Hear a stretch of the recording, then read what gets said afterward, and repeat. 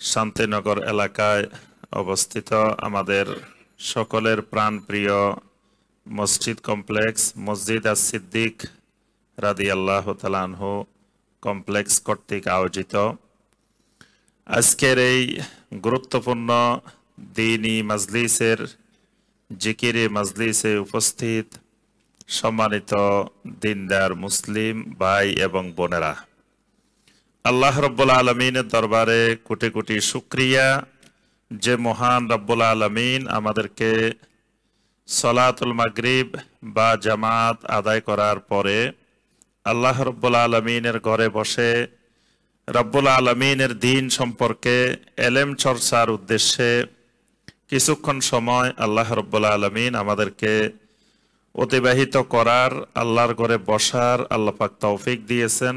এজন্য সকলে শুকরিয়া তান বলি আলহামদুলিল্লাহ।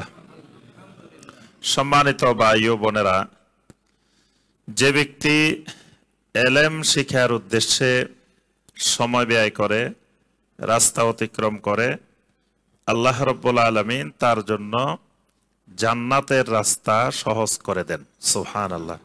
জান্নাতের রাস্তা অনেক কঠিন, জাহান্নামের রাস্তা অত্যন্ত সহজ।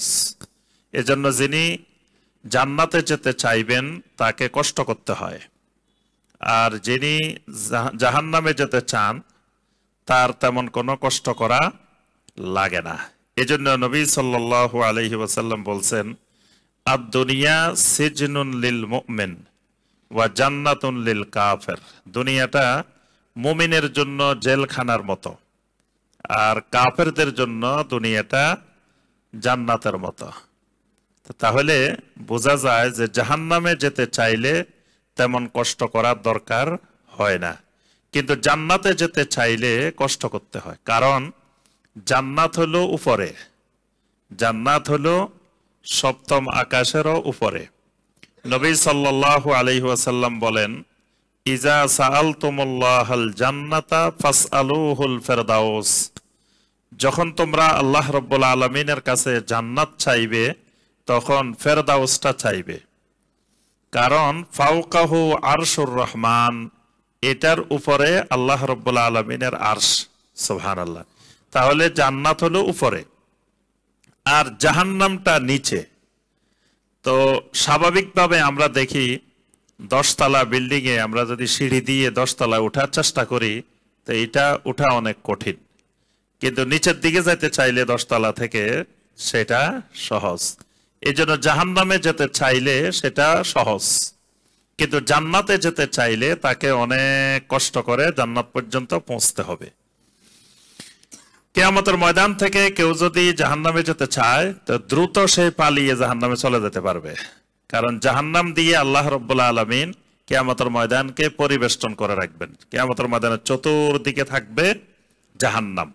তো কেউ যদি মনে করে কিয়ামতের ময়দান থেকে একটু পালিয়ে যাবে, তো সে পালিয়ে দৌড়ায় গিয়ে জাহান্নামে চলে যেতে পারবে। কিন্তু কেউ যদি জান্নাতে যেতে চায় তাহলে তাকে জাহান্নামের উপর দিয়ে প্রতিষ্ঠিত যে সিরাত, যেটাকে আমরা ফুল সিরাত বলে থাকি, এই সিরাত পার হওয়া ছাড়া কেউ আল্লাহ রাব্বুল আলামিনের জান্নাতে যেতে পারবে না। তাহলে বোঝা গেল জান্নাতে যাওয়াটা কঠিন। আল্লাহ রাসূল সাল্লাল্লাহু আলাইহি ওয়াসাল্লাম বলেছেন, মান সালাকা তরিকান ইয়ালতামিসু ফীহি ইলমান সাহালাল্লাহু লাহু বিহি তরিকান ইলাল জান্নাহ। যে ব্যক্তি এলেম শিখার উদ্দেশ্যে রাস্তা অতিক্রম করবে, মান সালাকা তরিকান ইয়ালতামিসু ফীহি ইলমান, যে ব্যক্তি এলেম শিখার উদ্দেশ্যে, এলমের উদ্দেশ্যে রাস্তা অতিক্রম করবে, অর্থাৎ সময় ব্যয় করবে, বিভিন্ন জায়গা সফর করবে শুধু এলমের উদ্দেশ্যে, তা আল্লাহ রাব্বুল আলামিন সাহালাল্লাহু লাহু বিহি তরিকান ইলাল জান্নাহ, আল্লাহ রাব্বুল আলামিন তার জন্য জান্নাতের রাস্তাটা সহজ করে দিবেন। সুবহানাল্লাহ। তাহলে জান্নাতের রাস্তা সহজ হওয়ার মানে কঠিন রাস্তা সহজ হয়ে যাওয়ার মাধ্যম হলো এলেম অর্জন করা, ইলতিমাসুল ইলম। এলেম অর্জনের দ্বারা কঠিন জান্নাতের রাস্তাটাও আল্লাহ পাক সহজ করে দেন। আল্লাহ রাব্বুল আলামিন আমাদের সবাইকে জান্নাতে যাওয়ার রাস্তাটা আল্লাহ পাক আমাদের জন্য সহজ করে দিন। জাহান্নামে যাওয়ার রাস্তাটা আল্লাহ আমাদের জন্য কঠিন করে দিন। আল্লাহ রাব্বুল আলামিন একেবারে সেটা বন্ধই করে দিন আমাদের জন্য। আর জান্নাতের রাস্তাটা আল্লাহ রাব্বুল আলামিন আমাদের জন্য সহজ করে দিন। আমাদের যে কিতাব থেকে হালাকা চলছিল, এর আগে আমাদের একটি দার্স হয়েছে। কিতাবটার নাম মনে আছে? জি, আদ-দুরুসুল মুহিম্মা লিআম্মাতিল উম্মাহ, যে উম্মার আম জনগোষ্ঠীর জন্য গুরুত্বপূর্ণ দার্স সমূহ। এটার কে সংকলিত করেছেন? জি, আল ইমাম আল আল্লামা আব্দুল আজিজ বিন আব্দুল্লাহ বিন বাজ রাহিমাহুল্লাহ। আর এটার ব্যাখ্যা করেছেন শেখ আব্দুর রাজ্জাক বিন আব্দুল মোহসেন আল বদর হাফেজাহুল্লাহ। তিনি বর্তমান দুনিয়ার সারা পৃথিবীর মধ্যে শীর্ষ আলেমদের একজন। তা আমরা যেই অধ্যায় থেকে দার্স শুরু করেছিলাম সেটা ছিল দারসুস সানি, দ্বিতীয় অধ্যায়, আরকানুল ইসলাম, ইসলামের রোকনের ব্যাপারে। ইসলামের রোকন কয়টি? হয় নাই তো, ভুল হয়ে গেছে। ইসলামের রোকন কয়টি? না, 6টি না, এটা ইমানের রোকন 6টি। এখান তো ইমান বলি না, আমরা বলছি কি ইসলাম। দেখেন এই যে এই জায়গায় ইমান আর ইসলামের মধ্যে ফাঁস লাগাই ফেলছেন। মন কান্ন করে যখন প্রশ্ন করব তখন কি অবস্থা হবে? সবাই কিন্তু জানেন ইসলামের রোকন কয়টা? 5টা সবাই জানে, কিন্তু এখন ইমানেরটা ইসলামে চলে গেছে, ইসলামেরটা ইমানে চলে আসছে। তাহলে ইসলামের রোকন কয়টি? 5টি। আর ইমানের রোকন হলো 6টি। তাহলে ইসলামের যে 5টি রোকন, এই রোকনগুলো সম্পর্কে আমাদের এই দার্সে, এই অধ্যায়ে আমাদের আলোচনা হলো আরকানুল ইসলাম, ইসলামের রোকন সমূহ।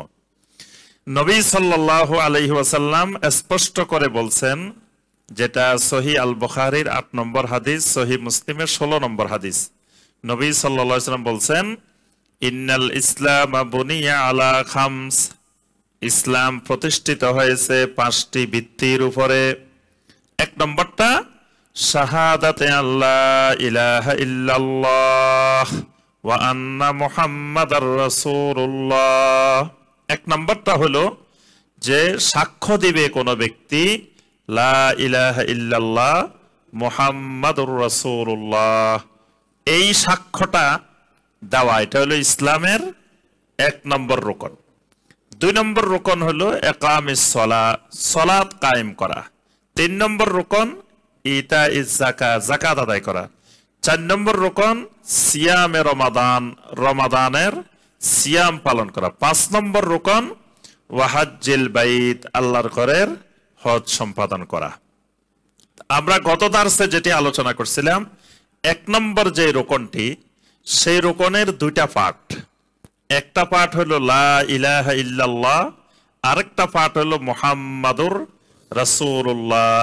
এই 2টি বাক্যকে সাক্ষ্য দেওয়া, এই 2টি বাক্য সাক্ষ্য দেওয়া হলো ইসলামের 1 নম্বর রোকন, প্রথম রোকন। তো গত দার্সে আমরা যেটি আলোচনা করেছি যে লা ইলাহা ইল্লাল্লাহর অর্থ কি, তারপরে লা ইলাহা ইল্লাল্লাহকে কি কি নামে নামকরণ করা হয়, তারপরে লা ইলাহা ইল্লাল্লাহর রোকন, এই বিষয়গুলো আমরা গত দার্সে আলোচনা করেছি। তো এগুলা কি সবার মনে আছে? কি সবাই পড়াশোনা করছেন? তাহলে আগের নতুন পড়া শুরু করার আগে আগের পড়া নিতে হবে না? তাহলে লা ইলাহা ইল্লাল্লাহ এটার অর্থ কি? আল্লাহ ছাড়া সত্য কোনো মাবুদ নাই। লা মাবুদা বিহাক্কিন ইল্লাল্লাহ। কিন্তু আমাদের দেশে বসে ভুল করে বলে যে আল্লাহ ছাড়া কোনো মাবুদ নাই, এইভাবে অর্থ করে। কিন্তু অর্থটা এইভাবে হইলে সঠিকভাবে তাওহীদের অর্থ প্রকাশিত হয় না।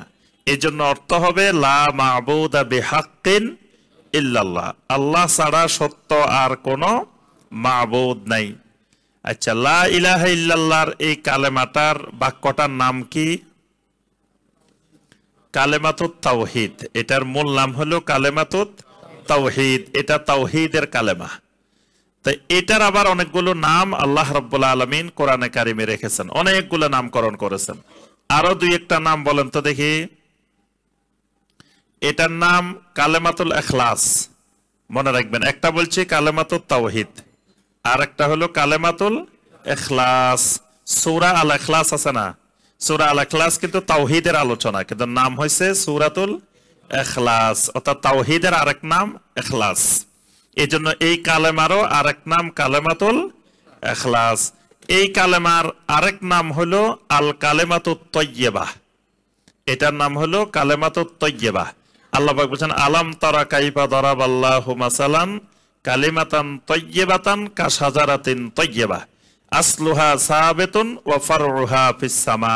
এখানে যে কালিমাতান তাইয়্যিবাতান বলছেন, এই কালিমাতান তাইয়্যিবাতান হলো লা ইলাহা ইল্লাল্লাহ, এটা হলো কালিমাতান তাইয়্যিবাতান। তাহলে 3 নম্বর নাম এটার কালিমাতান তাইয়্যিবাতান। 4 নম্বর এটার নাম কালিমাতুত তাকওয়া, এটার নাম কালিমাতুত তাকওয়া। 5 নম্বরে এটার নাম আল উরওয়াতুল বুসকা, এটার নাম আল উরওয়াতুল বুসকা। সূরা আল বাকারা 256 নম্বর আয়াত, মানে আয়াতুল কুরসির পরের আয়াতে দেখবেন আল্লাহ পাক বলছেন ফামান ইয়াকফুর বিত-তাগুতি ওয়া ইউমিন বিল্লাহি ফাকাদ ইসতামসাকা বিল উরওয়াতিল বুসকা। এই উরওয়াতুল বুসকা হলো লা ইলাহা ইল্লাল্লাহ। তাহলে এই কালেমার আরেক নাম আল উরওয়াতুল বুসকা। এই কালেমার আরেক নাম আল কাউলুস সাবিত, এই কালেমার আরেক নাম আল কাউলুস সাবিত। সূরা ইব্রাহিমের 27 নম্বর আয়াত আল্লাহ পাক বলেন ইউসাব্বিতুল্লাহুল্লাযীনা আমানু বিল কাউলিস সাবিত ফিল হায়াতিদ দুনিয়া ওয়া ফিল আখিরা। আল্লাহ পাক ঈমানদারদেরকে দুনিয়া এবং আখিরাতে কাউলে সাবিত দ্বারা প্রতিষ্ঠিত রাখবেন। দুনিয়াতেও সাবিত রাখবেন, আখিরাতেও সাবিত রাখবেন। কি দিয়ে? কাউলে সাবিত, মানে কালেমাটাই হলো সাবিত রাখার কালেমা। তো এই সাবিত রাখার কালেমাটা কি? লা ইলাহা ইল্লাল্লাহ। এই জন্য যারা ঈমানদার, যাদের বিশুদ্ধ ঈমান আছে, শিরিক মুক্ত, কুফর মুক্ত, নেফাক মুক্ত, বেদাত মুক্ত যাদের ঈমান, তারা মৃত্যুকালেও লা ইলাহা ইল্লাল্লাহ বলতে পারবে। কবরের মধ্যেও তাদের প্রশ্নের উত্তরে তারা দৃঢ় থাকতে পারবে। সুবহানাল্লাহ। এই জন্য আল্লাহ পাক এটার নাম দিয়েছেন কাউলে সাবিত। এই কালেমার আরেক নাম হলো কালেমাতুস সাওয়া। এই কালেমার আরেক নাম কালেমাতুস সাওয়া।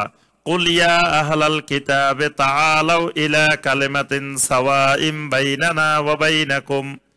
আল্লাহ পাক বলছেন আপনি আহলে কিতাবদেরকে ডাকেন, ডাকে বলেন যে তোমরা এমন একটা বিষয়ের দিকে আসো যেটা আমাদের মাঝে তোমাদের মাঝে সমান। ইলা কালিমাতিন সাওয়াইন, এই কালিমাতিন সাওয়াইন হলো লা ইলাহা ইল্লাল্লাহ। মানে প্রত্যেক নবীদের দাওয়াতের কালেমার মধ্যে শেষের অংশে পরিবর্তন হয়েছে, প্রথম অংশে পরিবর্তন হয় নাই। একবার আদম আলাইহিস সালাম থেকে সম্পূর্ণ সকল নবীর যুগে প্রথম অংশ এক।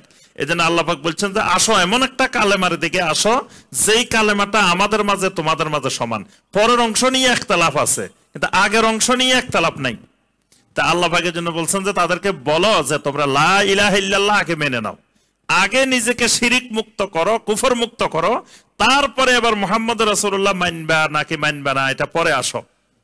এই জন্য এই কালেমা তাইয়্যিবার, কালেমাতুত তাওহীদের আরেক নাম হলো আল কালেমাতুস সাওয়া।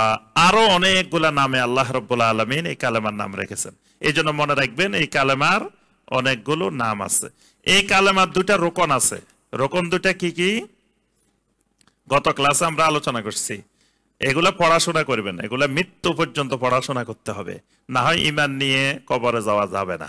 ঈমানের লেখাপড়া নেই, ঈমানের জ্ঞানে নাই, তো কোন ঈমান নিয়ে এসে কবরে যাবে? ঈমানে জানে না।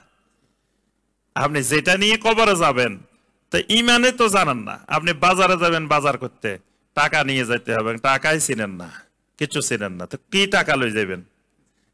এই জন্য তো কিছু জানতে হবে ঈমান নিয়ে কবরে যেতে হলে। আর আমাদের সমাজের মানুষ মনে করে ঈমান যাতে আনছি, কালেমা যাতে পড়ছি, কিছু জানার দরকার নাই, এমনি অটোমেটিক ঈমান নিয়ে কবরে চলে যাবে, কালেমা পড়লেই চলে যাবে। তো এই জন্য এই কালেমার লেখাপড়া করা লাগবে। এই কালেমার অনেক পড়াশোনা আছে, মৃত্যু পর্যন্ত কালেমার ছাত্র হইতে হবে, কালেমার তালেবুল ইলম হইতে হবে। তাহলে এটার 2টা রোকন আছে, একটা নফি, একটা ইসবাত, একটা না, একটা হ্যাঁ। 4টা জিনিসকে না করতে হবে, 4টা জিনিসকে হ্যাঁ করতে হবে।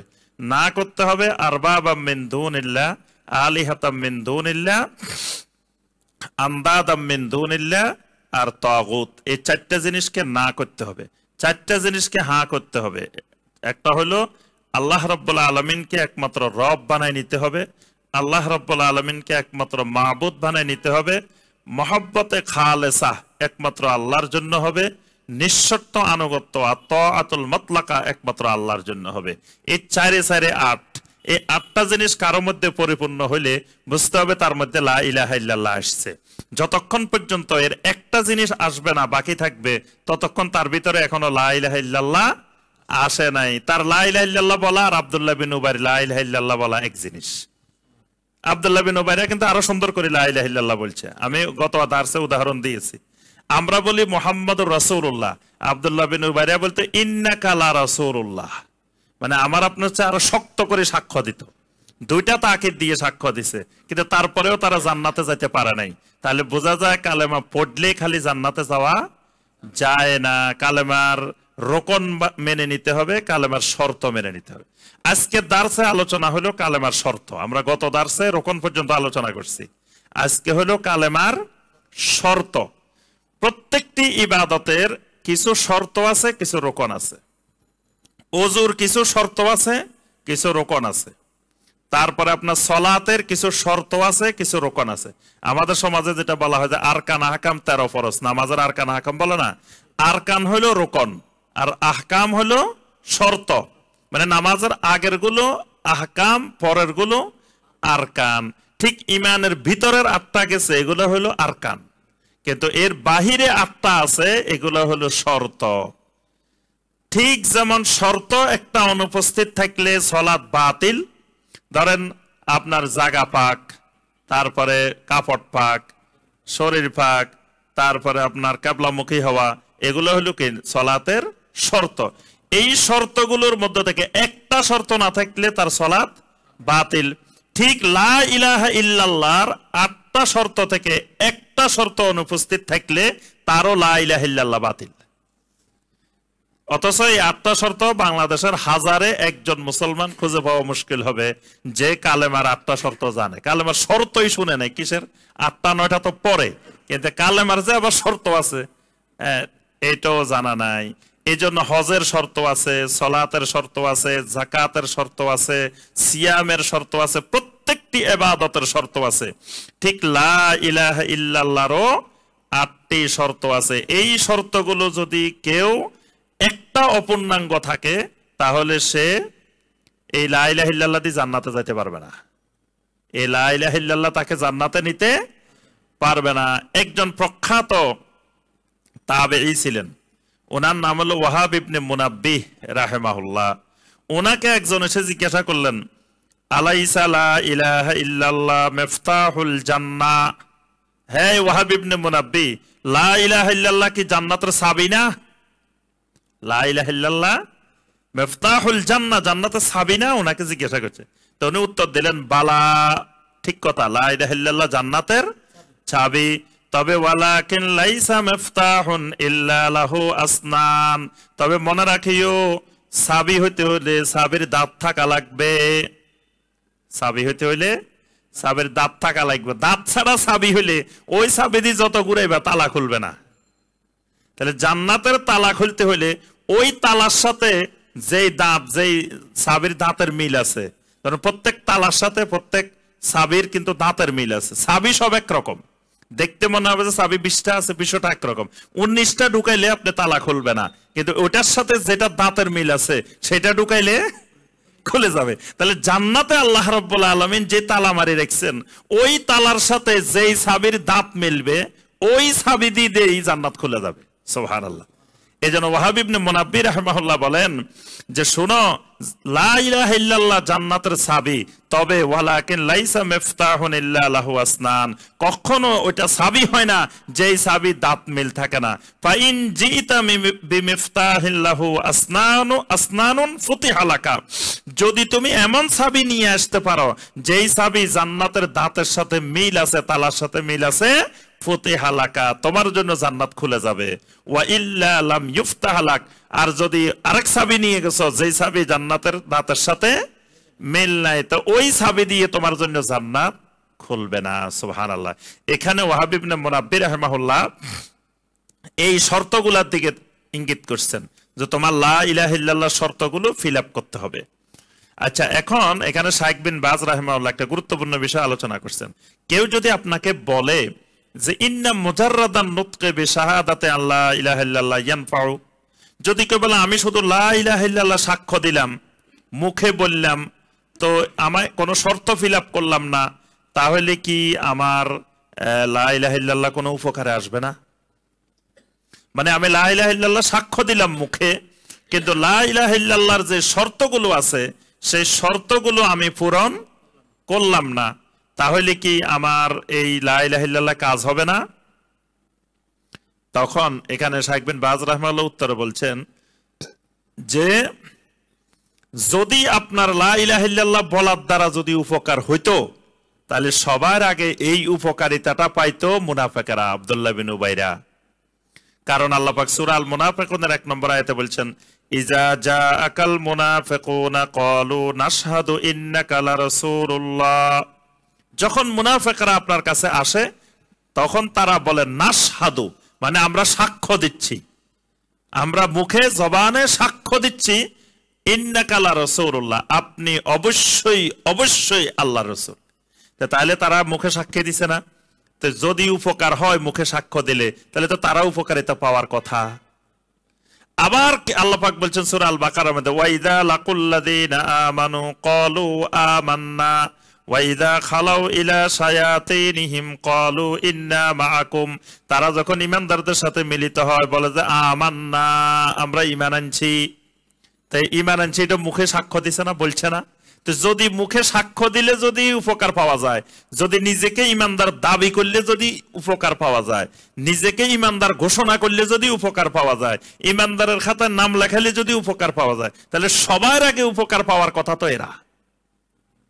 এরা জবানেও সাক্ষ্য দিছে, আবার ঈমানদারদের মজলিসে যায় যে বলতো আমান্না আমান্না, আমরা ঈমান আনছি, আমরা ঈমান আনছি। কিন্তু এই ঈমান আনার ঘোষণা দিয়ে, ঈমান আনার সাক্ষ্য দিয়ে লোকগুলা কোথায় চলে গেছে? জাহান্নামে চলে গেছে। এজন্য শাইখ বিন বাজ রাহিমাহুল্লাহ বলেন ফালা ইলাহা ইল্লাল্লাহ লা তুকবালু মিন কাইলিহা বিমুজাররাদিন নুতকি, কোন ব্যক্তি যদি শুধু লা ইলাহা ইল্লাল্লাহ সাক্ষী দেয় জবানে, এই সাক্ষী তার ঈমানের জন্য, জান্নাতে যাওয়ার জন্য যথেষ্ট হবে না। বাল্লা বুদ্দা মিনাল ইতিয়ানে বিশুরুতিহা, বরং অবশ্যই তাকে লা ইলাহা ইল্লাল্লাহর শর্ত সহ ঘোষণা দিতে হবে। একটা শর্তের অনুপস্থিত থাকলে তার লা ইলাহা ইল্লাল্লাহ কোনো কাজে আসবে না। এই ব্যাপারে সুন্দর একটি বক্তব্য হাসান আল বাসরি রাহিমাহুল্লাহ। হাসান আল বাসরি রাহিমাহুল্লাহকে লোকেরা এসে জিজ্ঞেস করলো, হাসান আল বাসরি, মান ক্বালা লা ইলাহা ইল্লাল্লাহ দাখালাল জান্নাহ, আল্লাহ রাসূল বলছে যে ব্যক্তি লা ইলাহা ইল্লাল্লাহ বলছে সে জান্নাতে যাবে। হাসান বসরি বললেন, শোনো, তোমরা তো রাসূলের এই কথা বুঝো নাই। আল্লাহ রাসূলের এই কথার অর্থ হলো মান ক্বালা লা ইলাহা ইল্লাল্লাহ ফাআদ্দা হাক্কাহা ওয়া ফারদাহা দাখালাল জান্নাহ, যেই লোক বলবে লা ইলাহা ইল্লাল্লাহ ফাআদ্দা হাক্কাহা ওয়া ফারদাহা, অতঃপর লা ইলাহা ইল্লাল্লাহর হক আদায় করবে, ফরজ আদায় করবে, দাখালাল জান্নাহ, সেই জান্নাতে যাবে। খালি লা ইলাহা ইল্লাল্লাহ মুখে বলে দিলে জান্নাতে যাবে না। তাহলে বোঝা যায় লা ইলাহা ইল্লাল্লাহর এই শর্তগুলো খুবই গুরুত্বপূর্ণ। তাহলে শর্ত কয়টা? মনে রাখবেন 8টা। লা ইলাহা ইল্লাল্লাহ শর্ত কয়টা? 8টা। এবার আমরা এই 8টা সংক্ষেপে আলোচনা করি। 1 নম্বর যে শর্তটা সেটা হলো আল ইলমু, সেটা হলো এলেম। লা ইলাহা ইল্লাল্লাহ বলার সাথে সাথে লা ইলাহা ইল্লাল্লাহর এলেম লাগবে। লা ইলাহা ইল্লাল্লাহর এলেম লাগবে। কি রকম এলেম? আল মুনাফি লিল জাহাল, এমন এলেম আমার আপনার ভিতরে আসতে হবে যেই এলেমটা সমস্ত জাহালতকে দূর করে দিবে। আমার ভিতর থেকে যত জাহালত আছে এই জাহালত দূর করে দিবে। আবু জাহেল এত জ্ঞানী হওয়ার পরেও আবু জাহাল, জাহেলের লিডার। কারণ কি? তার ভিতরে ওই এলেমটা নাই যেই এলেম তার জাহালতকে দূর করবে। তার জাহালত দূর হয় নাই, বরং জাহালত বেড়ে গেছে। এজন্য লা ইলাহা ইল্লাল্লাহ বলার সাথে সাথে, সাক্ষ্য দেওয়ার সাথে সাথে লা ইলাহা ইল্লাল্লাহ সম্পর্কে এলেম লাগবে। এলেমটা কি? লা ইলাহা ইল্লাল্লাহর এলেমের অর্থ হলো লা ইলাহা ইল্লাল্লাহ বলার সাথে সাথে আমার জন্য কিছু জিনিস চিরজীবনের জন্য নিষিদ্ধ হয়ে গেছে, কিছু জিনিস চিরজীবনের জন্য বাধ্যতামূলক হয়ে গেছে।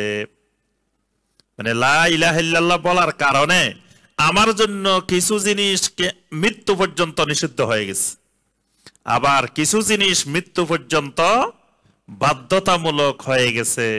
এই দুইটা সম্পর্কে জ্ঞান অর্জন করতে হবে যে আমার লা ইলাহা ইল্লাল্লাহ বলার দ্বারা কি কি জিনিস আমার জন্য বাধ্যতামূলক হইলো, কি কি জিনিস আমার জন্য মৃত্যু পর্যন্ত নিষিদ্ধ হয়ে গেছে। বিশেষ করে আল্লাহ রাব্বুল আলামিনের তাওহীদের জ্ঞান লাগবে। আর তাওহীদের জ্ঞান অনেক বিশাল জ্ঞান। তাওহীদের জ্ঞানটা যদি আপনি মৃত্যু পর্যন্ত শিখতে থাকেন, তাও তাওহীদের জ্ঞান শেষ করতে পারবেন না। যত শিখবেন, যত গভীরে যাবেন, তত তাওহীদের জ্ঞান আপনি নতুন নতুন জ্ঞানের সন্ধান পাবেন, নতুন নতুন জ্ঞানের সন্ধান পাবেন। তাওহীদের জ্ঞান অর্থাৎ তাওহীদের জ্ঞান মানে আল্লাহ রাব্বুল আলামিনের একত্ববাদের জ্ঞান। এই জ্ঞানের মধ্যে আপনি ধরেন, আমরা যদি শুধু তাওহীদ আলোচনা করি, এখানে হালাকা দিই, তো কমপক্ষে 50টা ক্লাস লাগবে তাওহীদের আলোচনা করার জন্য। সংক্ষেপে মানে একবারে প্রাইমারি লেভেলে যদি আমরা তাওহীদ বুঝতে চাই যে আল্লাহ রাব্বুল আলামিনের তাওহীদটা কি, তো এইটা বোঝার জন্য মিনিমাম 50 ঘন্টা আলোচনা করতে হবে। তারপরে যাই একবারে প্রাথমিক লা ইলাহা ইল্লাল্লাহ, আল্লাহর তাওহীদ বুঝে আসবে। কিন্তু আমরা কয়টা ক্লাস করছি লা ইলাহা ইল্লাল্লাহর উপরে? কয়টা ক্লাস করছি, কয় ঘন্টা কোচিং করছি, কয় ঘন্টা প্রাইভেট করছি। অথচ লা ইলাহা ইল্লাল্লাহ নিয়ে সবাই কবরে চলে যাবো, লা ইলাহা ইল্লাল্লাহ নিয়ে জান্নাতে চলে যাবো, সবাই কিন্তু বসে রয়েছি, কিন্তু লা ইলাহা ইল্লাল্লাহর ব্যাপারে 1 ঘন্টা সময়ও দিই নাই, 1 ঘন্টা কোচিংও করি নাই, 1 ঘন্টা প্রাইভেটও করি নাই, এমনি বিসিএস এ ফার্স্ট হয়ে যাবো, পাস করে বললাম। মানে বিসিএস এর কোনো পড়াশোনাই করি নাই, কিছুই নাই।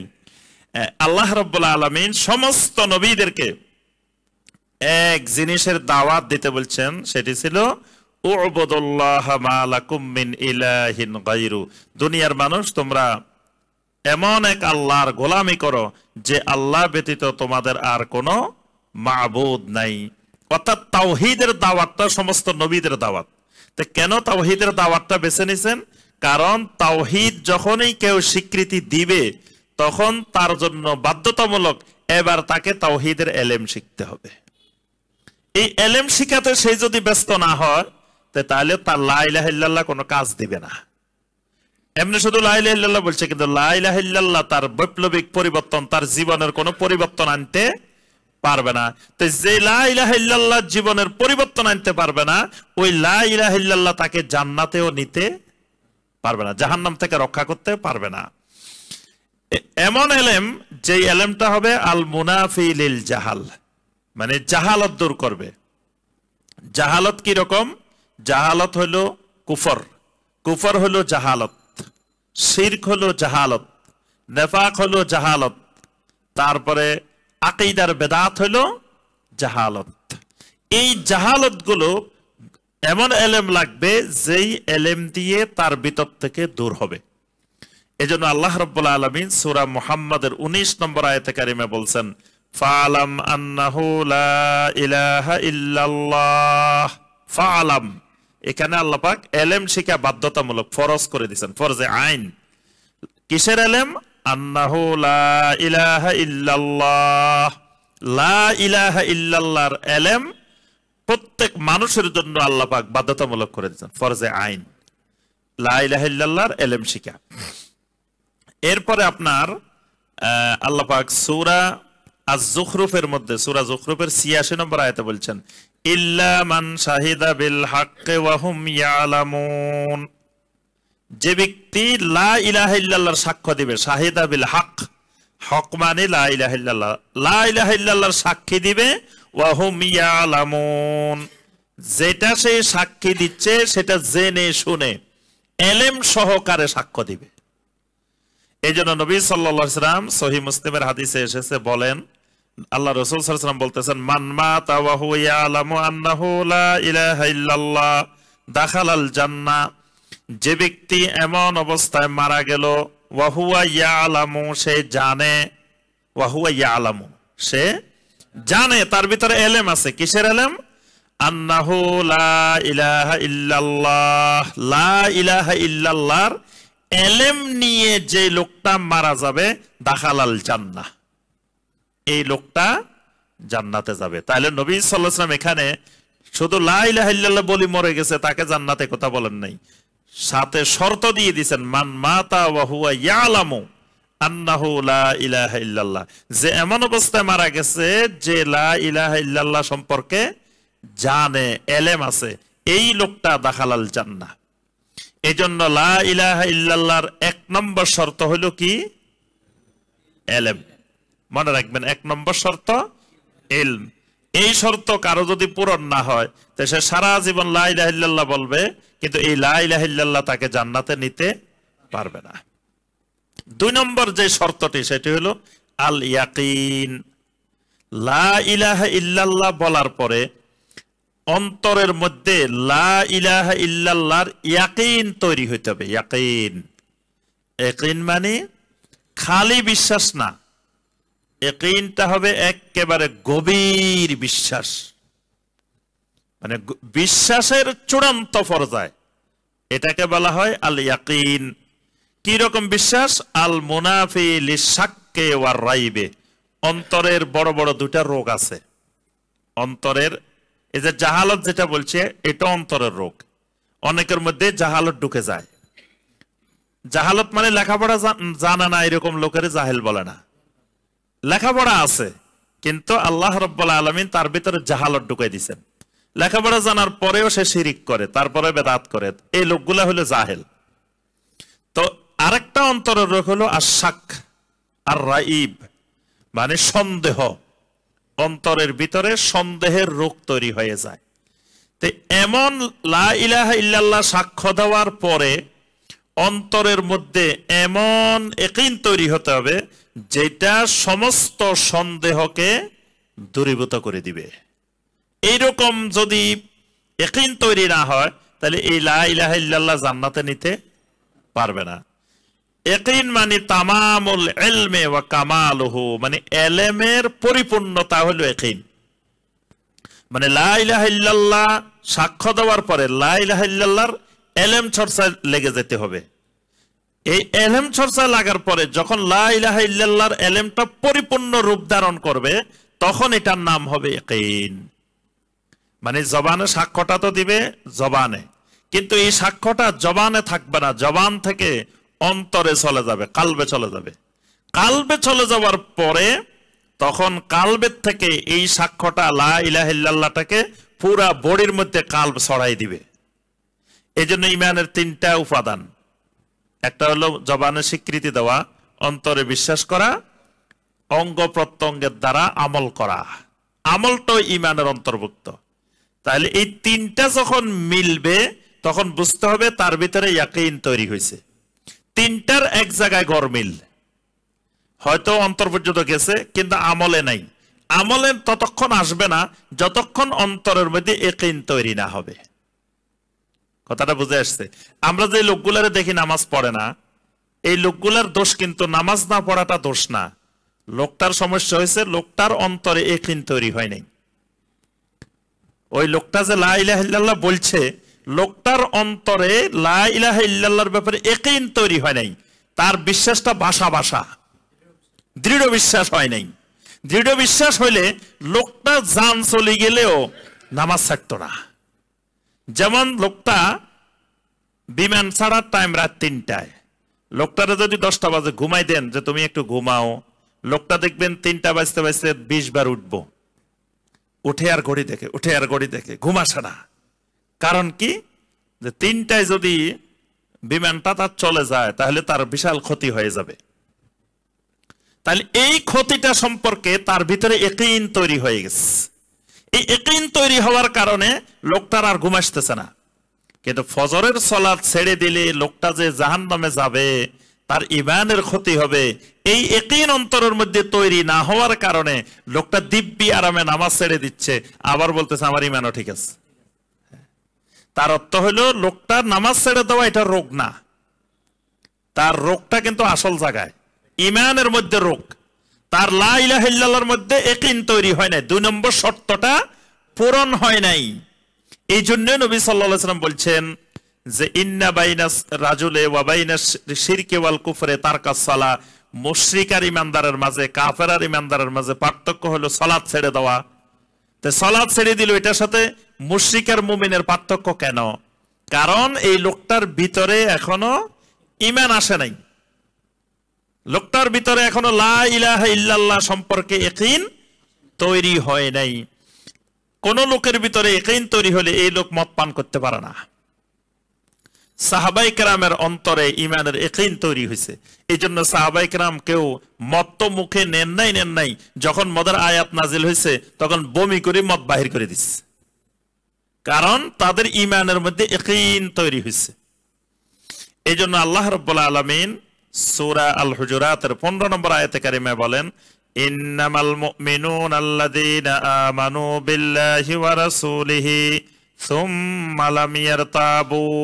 মুমিন তো শুধুমাত্র তারাই, আল্লাযীনা আমানু বিল্লাহি ওয়া রাসূলিহি, যারা আল্লাহর উপরে রাসূলের উপরে ঈমান এনেছে, সুম্মা লাম ইয়ারতাবু, এরপরে ঈমানের ব্যাপারে বিন্দু মাত্র সন্দেহ পোষণ করে নাই, তার অন্তরে বিন্দু মাত্র সন্দেহ ছিল না, এদেরকে আল্লাহ রাব্বুল আলামিন বলছেন ইন্নামাল মুমিনুন, একমাত্র ঈমানদার তারাই।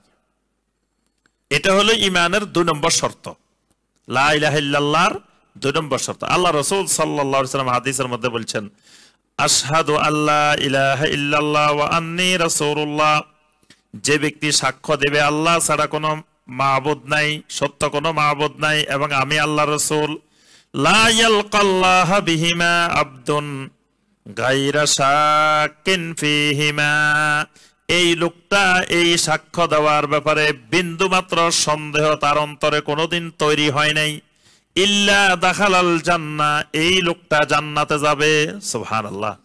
তাহলে লা ইলাহা ইল্লাল্লাহর শর্ত হলো কি? ইয়াকিন। 2 নম্বর শর্ত হলো কি? ইয়াকিন। মনে রাখবেন, 1 নম্বর হলো ইলম, 2 নম্বর হলো ইয়াকিন হইতে হবে। আল্লাহ রাসূল সাল্লাল্লাহু আলাইহি ওয়াসাল্লাম আরেকটা হাদিসের মধ্যে বলছেন, মাল্লাকিতা মিন ওয়ারাই হাযাল হায়াতে ইয়াশহাদু আল্লা ইলাহা ইল্লাল্লাহ মুস্তাইকিনান বিহা কলবুহু ফাবাশশিরহু বিল জান্নাহ। তুমি যদি কোনো ব্যক্তিকে এই প্রাচীরের আড়ালে কোনো ব্যক্তির সাথে তোমার সাক্ষাৎ হয়, যেই লোকটা লা ইলাহা ইল্লাল্লাহর সাক্ষ্য দিতেছে, মুস্তাইকিনান বিহা কলবুহু, তার অন্তরের ইয়াকিন সহকারে, ফাবাশশিরহু বিল জান্নাহ, তাহলে লোকটাকে তুমি জান্নাতের সুসংবাদ দিয়ে দাও। সুবহানাল্লাহ। লোকটাকে জান্নাতের সুসংবাদ দিয়ে দাও। তবে শর্ত হলো লা ইলাহা ইল্লাল্লাহ বললে জান্নাতের সুসংবাদ দিও না, মুস্তাইকিনান বিহা কলবুহু, তার কলবে, তার অন্তরে ইয়াকিন সহকারে, লা ইলাহা ইল্লাল্লাহর ইয়াকিন সহকারে যদি সাক্ষ্য দেয়। এই জন্য নবী সাল্লাল্লাহু আলাইহি ওয়াসাল্লাম বলেছেন, লা ইয়াশরাবুল খামরা হিনা ইয়াশরাবুহা ওয়া হুয়া মুমিনুন, যখন কোন মানুষ ঈমানদার থাকে তখন সে মদ পান করতে পারে না। লা ইয়াজনি জানি হিনা ইয়াজনি ওয়া হুয়া মুমিন, কোন জিনাকারী যখন ঈমানদার থাকে জিনা করতে পারে না। ওয়ালা ইয়াসরিকু সারিকু হিনা ইয়াসরিকু ওয়া হুয়া মুমিনুন, কোন চোর যখন ঈমানদার থাকে তখন চুরি করতে পারে না। তাহলে চুরি করতে কেন পারে না? জিনা করতে কেন পারে না? মদ পান করতে কেন পারে না ঈমান অবস্থায়? কারণ সে আল্লাহর প্রতি তার ইয়াকিন এমন ভাবে তৈরি হয়েছে, সে মনে করে আমি চুরি করলে কি হবে, মানুষ দেখতেছে না, কিন্তু আমার আল্লাহ তো দেখে যাচ্ছে, আল্লাহ থেকে কেমনে আমি লুকামো। মদ পান করতে গেলে তার মনে হয়, আরে আমার আল্লাহ তো নিষেধ করছেন এটা, আমার আল্লাহ বলছেন ফাজতানিবু লাআল্লাকুম তুফলিহুন, আল্লাহর কথা মনে পড়ে গেছে। তা আল্লাহর কথা মনে পড়ে সে মদ পান করবে কিভাবে? জিনা করতে গেছে, মনে পড়ছে আল্লাহ রাব্বুল আলামিনের নিষেধাজ্ঞার কথা। এই জন্য ঈমানদারের অন্তরে যখন লা ইলাহা ইল্লাল্লাহর ইয়াকিন তৈরি হবে, তখন তার দ্বারা কোন আল্লাহর নাফরমানি সম্ভব হয় না। আর যখনই আল্লাহর নাফরমানি বেড়ে যায়, তার অর্থ হলো নাফরমানিটা রোগ না, রোগ হইল কি? ঈমানের রোগ।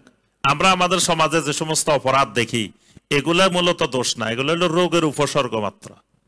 এগুলা হলো কোন ব্যক্তির ভিতরে রোগ হয়েছে, বাহিরে জ্বর দেখা দিছে, মাঝে মাঝে জ্বর উঠে খালি, তো এই জ্বরটা কিন্তু তার রোগ না, ভিতরে আরেকটা রোগ হয়েছে। ওই রোগের ট্রিটমেন্ট করলে জ্বর অটোমেটিক এমনি চলে যাবে।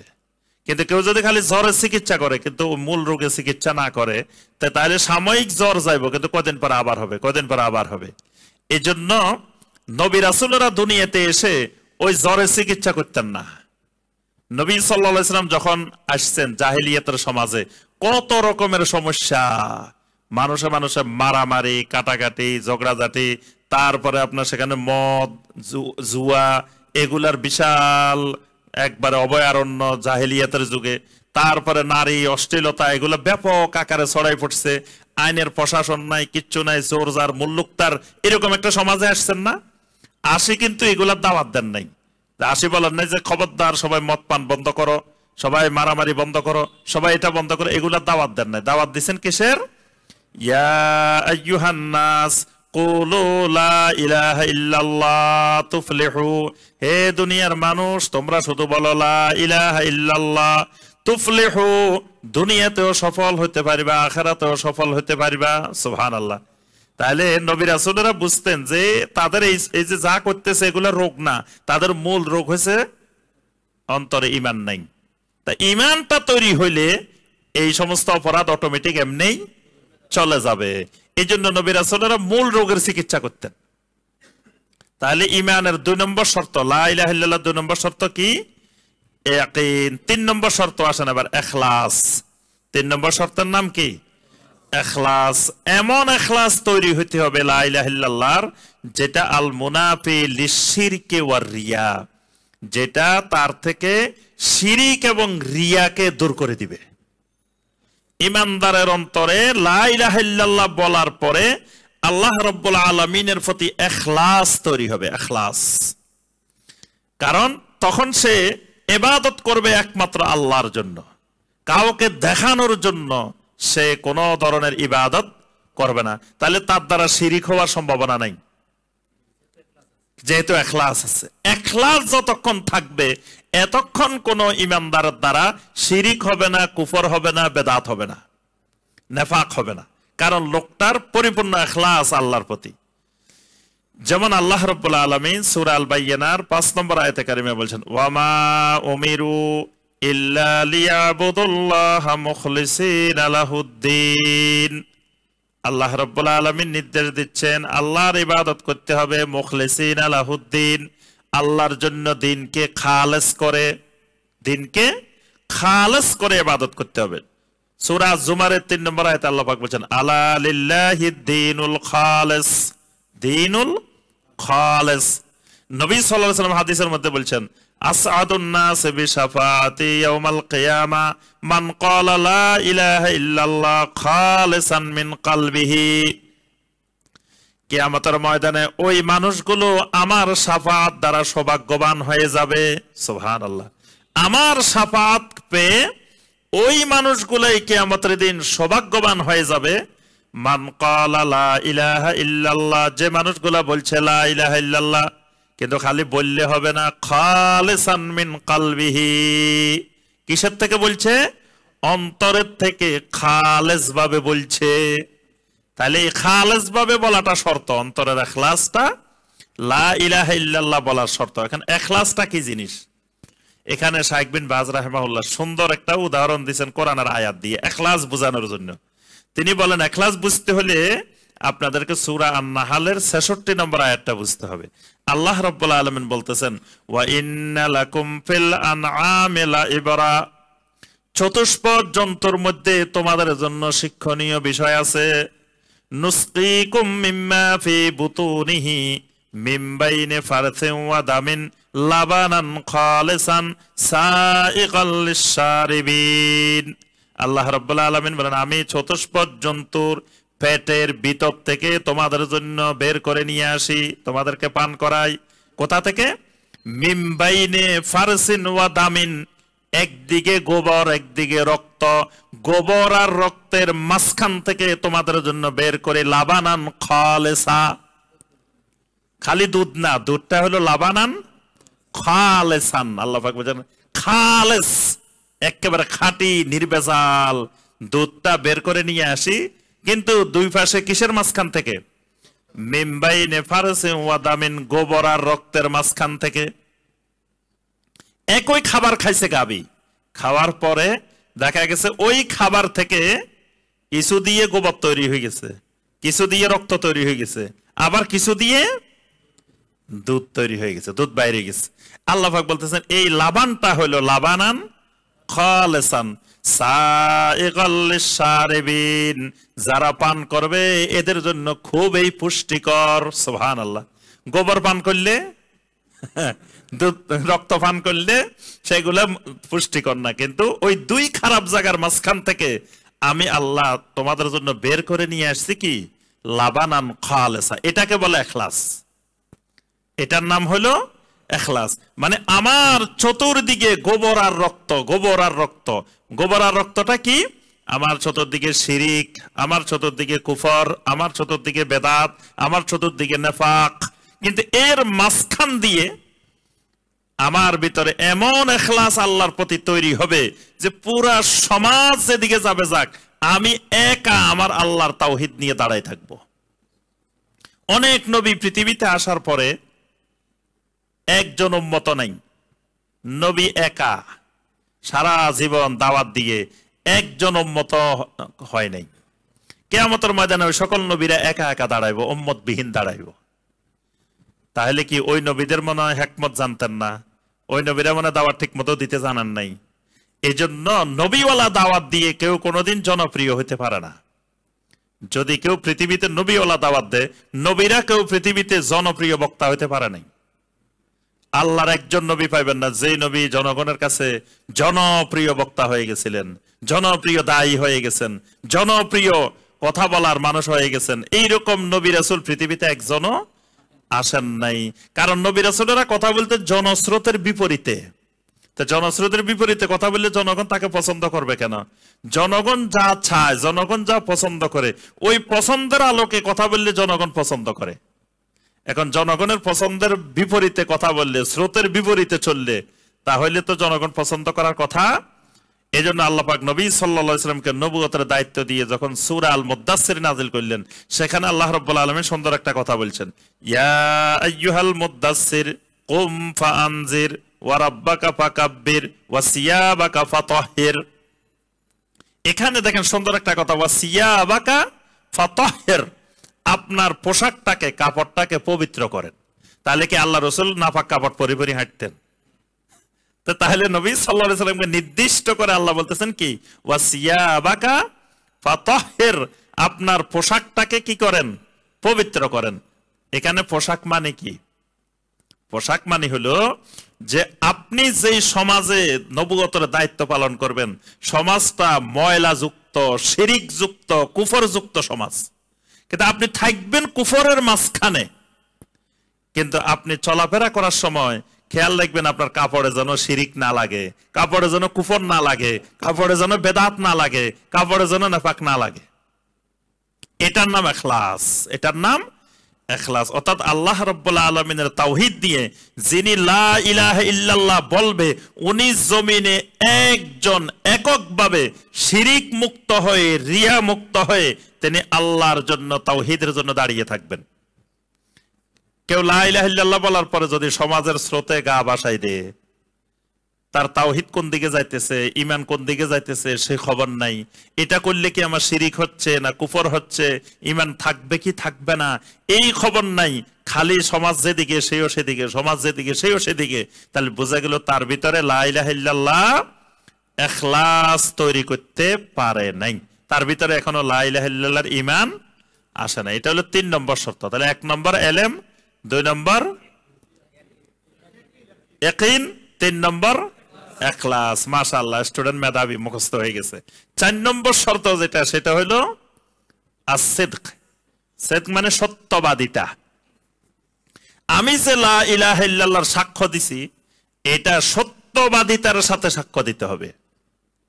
মুনাফিকরাও সাক্ষ্য দিছে, কিন্তু আল্লাহ রাব্বুল আলামিন বলছেন ওয়াল্লাহু ইয়াশহাদু ইন্নাল মুনাফিকিনা লাকাযিবুন, আমি আল্লাহ সাক্ষ্য দিচ্ছি মুনাফিকরা যে সাক্ষীটা দিছে এটা মিথ্যাবাদী, মিথ্যা সাক্ষী দিছে। তাহলে লা ইলাহা ইল্লাল্লাহর সাক্ষ্যটা কি হইতে হবে? সত্যবাদিতার সাক্ষ্য, যেই সত্যবাদিতা সকল মিথ্যাকে দূর করে দিবে।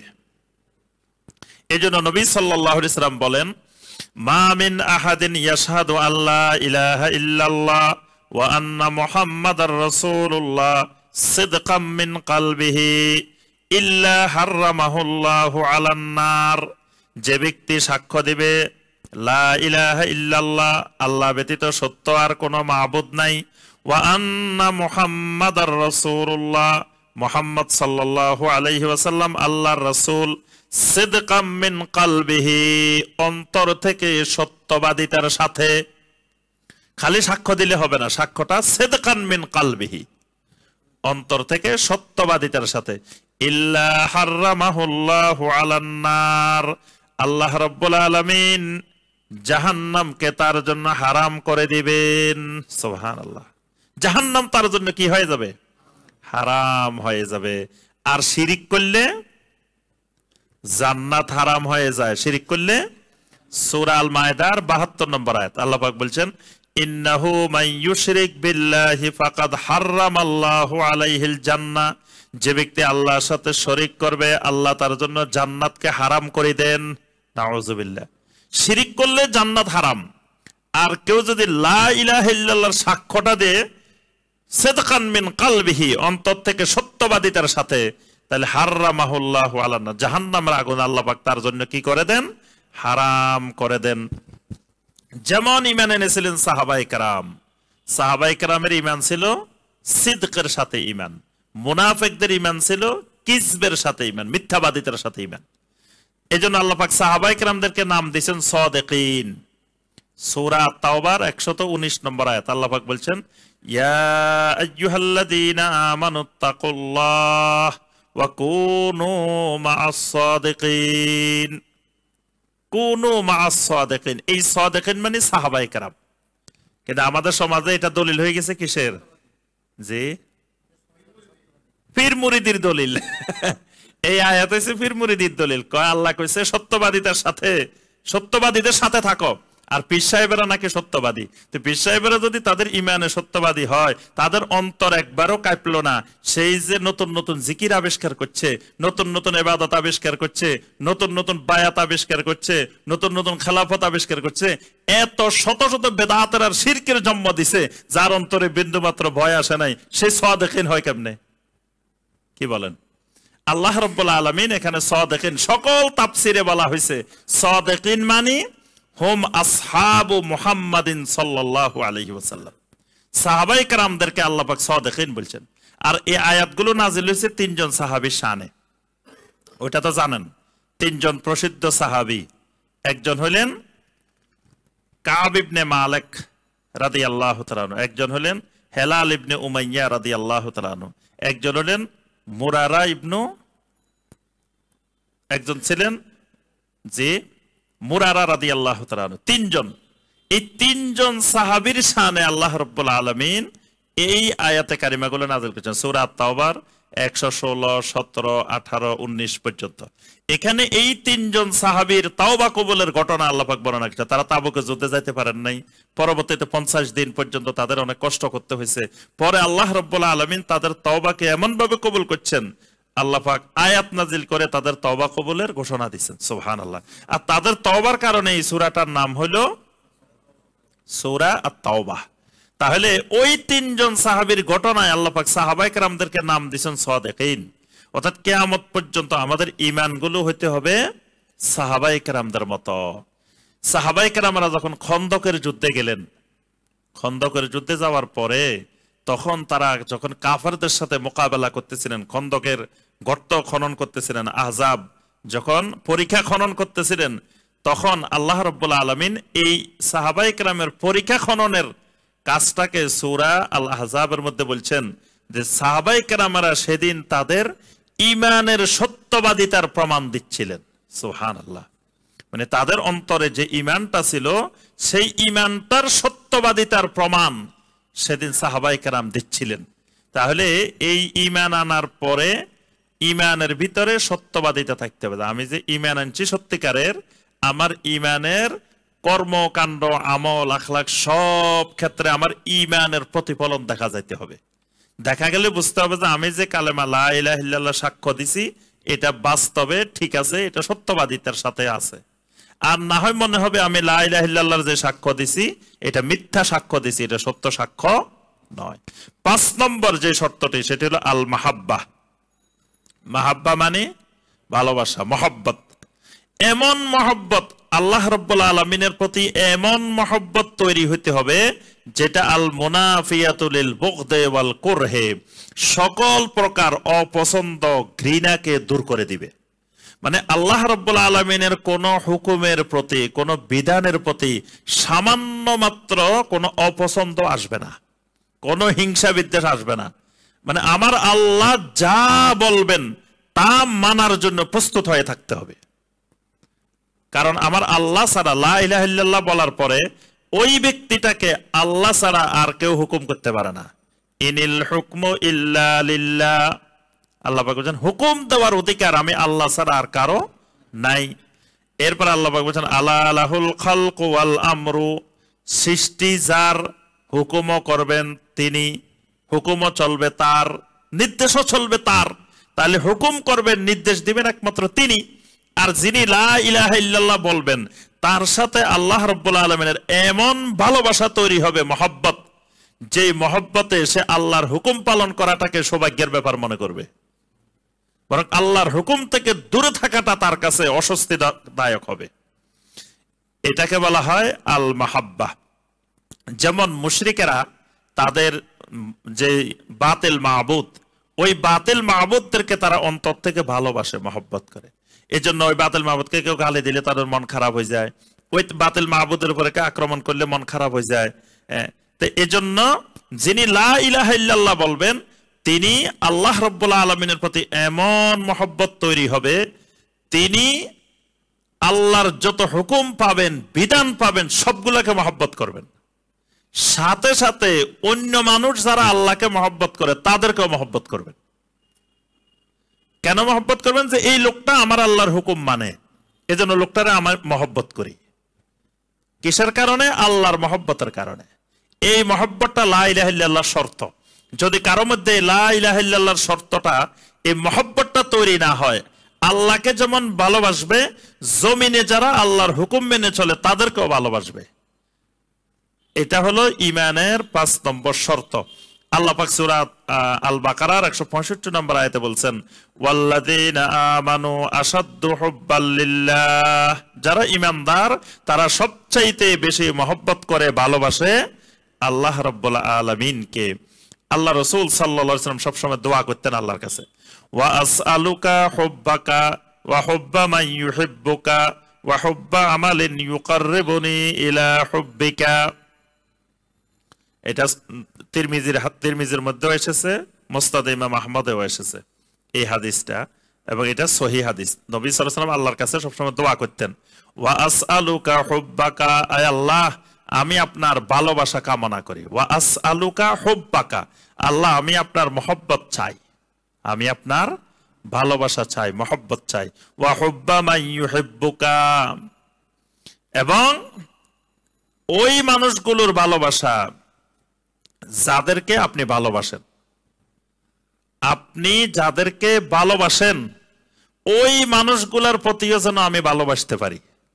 ওয়া হুব্বা মান ইউহিব্বুকা, যারা আপনাকে, যে মানুষগুলো মহব্বত করে, ভালোবাসে, ওই মানুষগুলাকেও যেন আমি ভালোবাসতে পারি, এটাও আপনার কাছে চাই।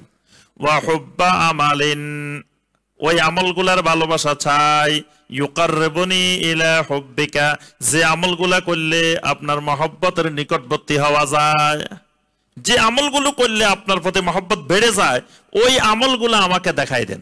সুবহানাল্লাহ। আরেকটি হাদিসে আল্লাহ রাসূল সাল্লাল্লাহু আলাইহি ওয়াসাল্লাম বলছেন, সালাসুম মান কুন্না ফীহি ওয়াজাদা বিহিন্না হালাওয়াতাল ঈমান, যে ব্যক্তির মধ্যে 3টা গুণ থাকবে সে ঈমানের স্বাদ পাবে, ঈমানের মজা পাবে। 1 নম্বর গুণ, মান কানাল্লাহু ওয়া রাসূলুহু আহাব্বা ইলাইহি মিম্মা সাওয়াহুমা, আল্লাহ এবং আল্লাহ রাসূল তার কাছে পৃথিবীর সবকিছুর চাইতে বেশি মহব্বতের হবে। ওয়া আন ইউহিব্বাল মারআ লা ইউহিব্বুহু ইল্লা লিল্লাহ, যখন কোনো মানুষকে ভালোবাসবে শুধু আল্লাহর জন্য ভালোবাসবে, আল্লাহর মহব্বতের কারণে সে ওই লোকটাকে ভালোবাসবে।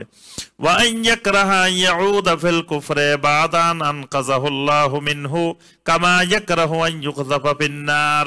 ঈমান আনার পরে আল্লাহ রাব্বুল আলামিন তাকে ঈমান আনার পরে যেমন জাহান্নাম থেকে রক্ষা করছেন, সেই জাহান্নামে যাওয়াটাকে যেমন অপছন্দ করবে, তেমনি ভাবে কুফরি করাটাকে অপছন্দ করবে।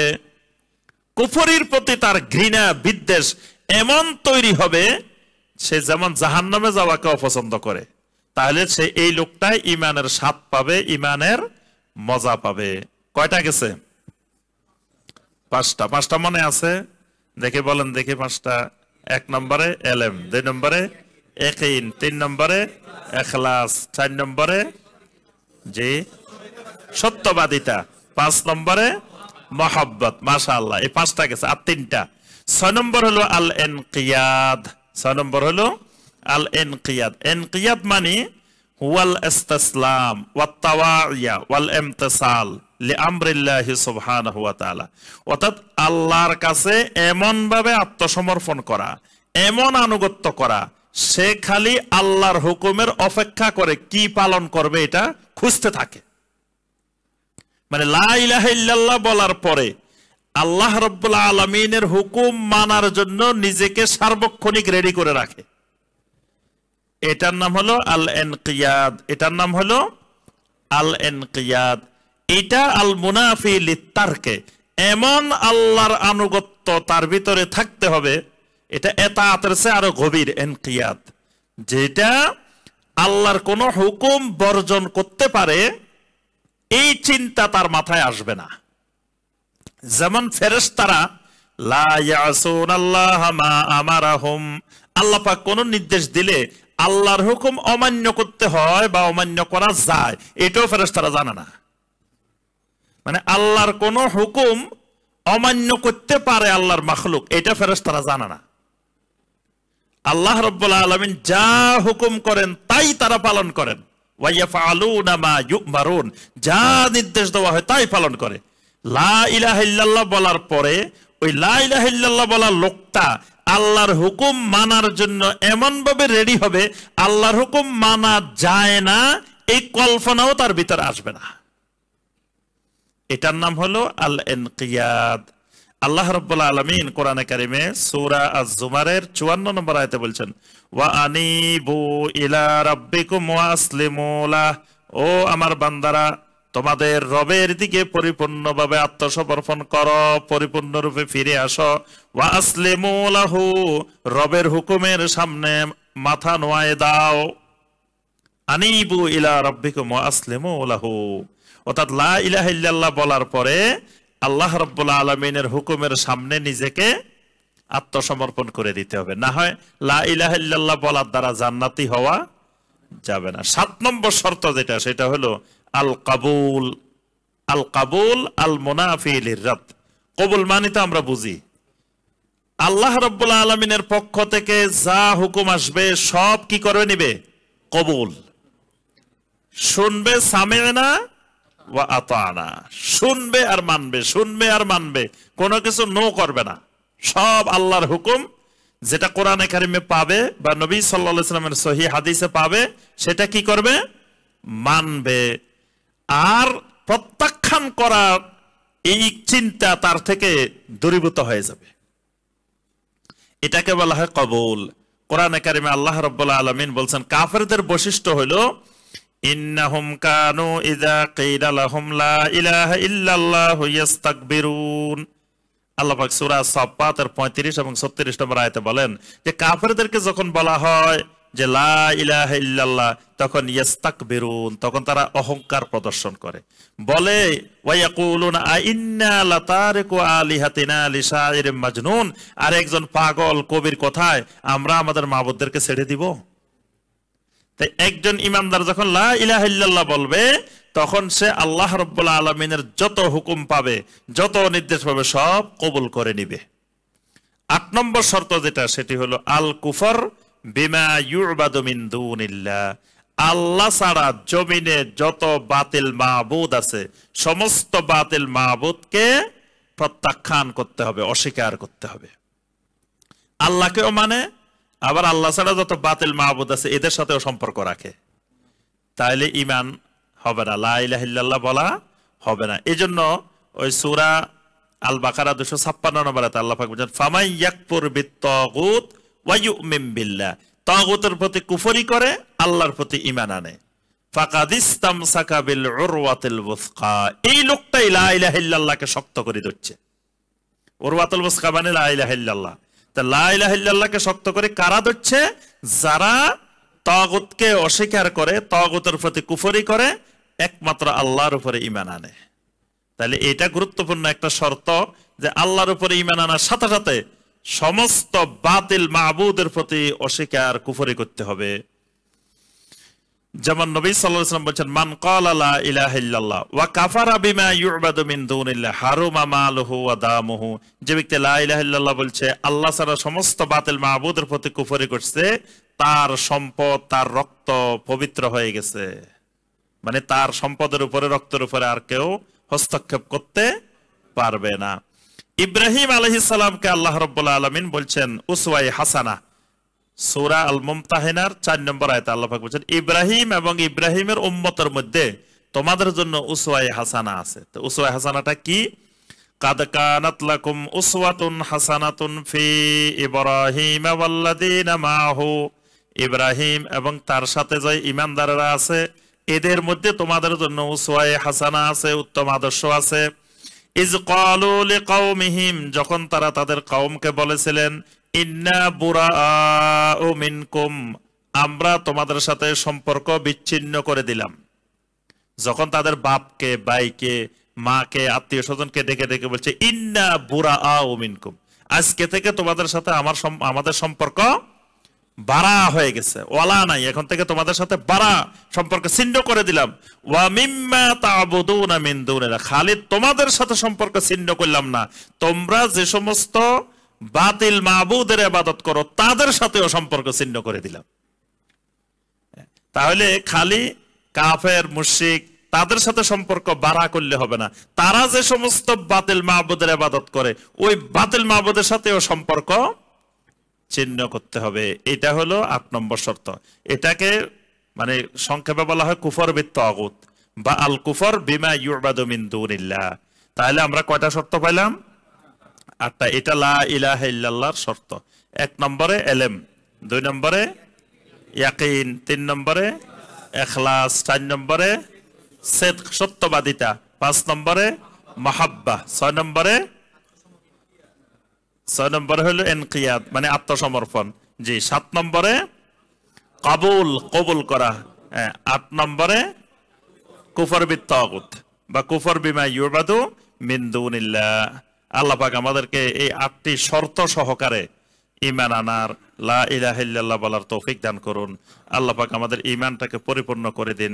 এই ঈমান দিয়ে আল্লাহ রাব্বুল আলামিন আমাদেরকে জান্নাত পাওয়া যায়, এই তৌফিক আল্লাহ পাক আমাদের সবাইকে দান করুন। আমিন ইয়া রাব্বাল আলামিন। পরবর্তী দার্সে ইনশাআল্লাহ আমাদের লা ইলাহা ইল্লাল্লাহর আলোচনা শেষ। এরপরে প্রশ্ন বেশি দেওয়া যাবে না, অল্প কয়টাই আমরা আলোচনা করব। তো পরবর্তী দার্সে মুহাম্মদুর রাসূলুল্লাহ এই সাক্ষ্য দেওয়ার অর্থ কি, তারপরে আমাদের বাকি আরো যে 4টা রোকন ইসলামের, এইগুলো পরবর্তী দার্সে ইনশাআল্লাহ আলোচনা হবে। কেউ যদি বলে মুহাম্মদ সাল্লাল্লাহু আলাইহি ওয়াসাল্লাম সর্বকালের সর্বশ্রেষ্ঠ নবী, এই কথা ভুল, তাহলে তার ক্ষেত্রে বিধান কি? না, এই কথাটা কেউ যদি ঘোষণা দেয় প্রকাশ্যে যে মুহাম্মদ সাল্লাল্লাহু আলাইহি ওয়াসাল্লাম সর্বকালের সর্বশ্রেষ্ঠ নবী না, তাহলে সে কুফরি করল। যেহেতু আল্লাহ রাব্বুল আলামিন নবী সাল্লাল্লাহু আলাইহি ওয়াসাল্লামকে সকল যুগের জন্য, সর্বকালের জন্যই নবী হিসাবে আল্লাহ পাক ঘোষণা দিয়েছেন, এবং নবী সাল্লাল্লাহু আলাইহি ওয়াসাল্লাম নিজে বলছেন, আনা সাইয়্যিদু ওয়ালাদে আদম, আমি সকল আদম সন্তানের মধ্যে সর্বশ্রেষ্ঠ সাইয়্যিদ, এবং অসংখ্য আয়াত এবং হাদিস আছে। তাহলে সে আয়াত এবং হাদিসকে অস্বীকার করল। যারা বলে তাফসির পড়ে কোনো লাভ নাই, কোরআন বুঝতে হলে নিজে নিজে আরবি বুঝে তাদাব্বুর করতে হবে, তাদের ক্ষেত্রে বিধান কি? তাদের ক্ষেত্রে বিধান হলো কাদ্দাল্লা দালালাম বাঈদা, তারা গোমরাহির অনেক দূরে চলে গেছে, আর হেদায়েতের দ্বারে কাছে আসার সম্ভাবনা নাই। যে লোক এই কথা বলে, কারণ কোরআনে কারীম বুঝতে হইলে সাহাবায়ে কেরাম যেমনে বুঝছেন তেমনি বুঝতে হবে। সাহাবায়ে কেরাম কোরআনের যে আয়াতকে যেমনে বুঝছেন, তো সাহাবায়ে কেরামের বুঝ পাবো কোথায়? তাফসিরের মধ্যে পাবো, নবী সাল্লাল্লাহু আলাইহি ওয়াসাল্লামের হাদিসের মধ্যে পাবো। আর তাফসির করতে গিয়ে তো ওই হাদিসগুলো আনা হয়েছে যে সাহাবায়ে কেরাম এই আয়াত দ্বারা কি বুঝছেন। এখন কেউ যদি কয় না সাহাবায়ে কেরামের বুঝ দরকার না, আমি নিজে নিজে বুঝবো, তো নিজে নিজে বুঝা মানে সে গোমরাহির দরজা খুলে দিল, এবং এমন দরজা খুলে দিছে কাদ্দল্লা দলালাম বাঈদা, গোমরাহির অনেক দূরে চলে যাবে, যেখান থেকে সে আর ফিরে আসার সম্ভাবনা নাই। নাফস আল্লাহর সিফাত নাকি এ দ্বারা আল্লাহর নিঃসত্তাকে বুঝিয়েছেন? এটা আল্লাহ রাব্বুল আলামিনের সিফাত। আল্লাহ সুবহানাহু ওয়া তাআলার সিফাত হলো নাফস। এটা আল্লাহ পাক নিজেকে বোঝানোর জন্য, তো আল্লাহর সিফাতগুলো দ্বারা তো আল্লাহকেই বুঝিয়েছেন। তবে আল্লাহর নিজের সত্তা বোঝানোর জন্য আল্লাহ পাক আল্লাহ শব্দটাই ব্যবহার করেছেন। আর বাকি যে শব্দগুলো সেগুলো সবগুলাই আল্লাহ রাব্বুল আলামিনের সিফাত। কিছু মানুষ গেঞ্জি, শার্ট ও জিন্সের প্যান্ট পরে সালাত আদায় করে, এতে রুকু ও সাজদার সময় পিছনের অংশ স্পষ্টভাবে প্রকাশ পায়, এক্ষেত্রে বিধান কি? যে এক্ষেত্রে বিধান হলো, যদি তার সতরের অংশ প্রকাশ পায় পিছন দিয়ে, তার সলাৎ বাতিল হয়ে যাবে, তাকে আবার পুনরায় সলাত আদায় করতে হবে। আর দ্বিতীয় বিষয় হলো সেই যে হ্যাঁ, প্রশ্ন ভাবে নিজেরা দেওয়া যাবে না, প্রশ্ন দিতে হলে আগে এখানে জমা দিতে হবে, দেখে তারপরে দিতে হবে, হ্যাঁ বাছাই করে তারপরে। জি, তো এরকম যদি কেউ দে তাহলে আপনার সলাৎ বাতিল হয়ে যাবে এবং তার কবিরা গুনাহ হবে। আচ্ছা, মুমিনেরা কিয়ামতের মাঠে আল্লাহকে দেখতে পারবে, তাহলে জান্নাতে আলাদা করে আল্লাহকে দেখার বিশেষত্ব কি? আল্লাহ রাব্বুল আলামিনকে দেখার মধ্যে জান্নাতের সবচেয়ে বড় নিয়ামতটা হলো রুইয়াতুল্লাহি সুবহানাহু ওয়া তাআলা, আল্লাহকে দেখা। তো এটা আল্লাহর বড় নিয়ামত, জান্নাতের একটা নিয়ামত। নফল নামাজের সাজদায় ইস্তেগফার করা এবং নবীর উপর সালাম বা দরুদ পড়া যাবে কি না, এইসব প্রশ্ন তো দরকার নাই। নফল নামাজের সাজদায় আমার এত কিছু দরকার কি? দরুদের জায়গায় দরুদ পড়বো, বৈঠকের মধ্যে তো দরুদ আছে, তো ওখানে দরুদ পড়ার প্রশ্ন আসবেই কেন? ওখানে দরুদ পড়লে যদি আল্লাহ রসুল বলতেন যে বেশি সওয়াব, বেশি ফজিলত, তাহলে করা যেত। আচ্ছা, দুনিয়াবি খেয়াল, ফিতনা, অর্থ চিন্তার প্রবৃত্তির কারণে দিনের খেয়াল কমে যায়, ইবাদত কমে যায়, মাঝে মাঝে মনে হয় জীবনে কিছু করলাম না, এই অবস্থা থেকে মুক্তির উপায় কি? এই অবস্থা থেকে মুক্তির জন্য বেশি বেশি কোরআনে কারিম তেলাওয়াত করতে হবে এবং আল্লাহ রাব্বুল আলামিনের কাছে দোয়া করতে হবে। আল্লাহর ইবাদত যত বেশি করবে ততই দুনিয়ার প্রতি তার যে আকর্ষণ এটা বরাবর কমে আসবে, আল্লাহর প্রতি মহব্বত বৃদ্ধি পাবে। জি, আমরা কাফারাতুল মাজলিসের দোয়া পড়ি।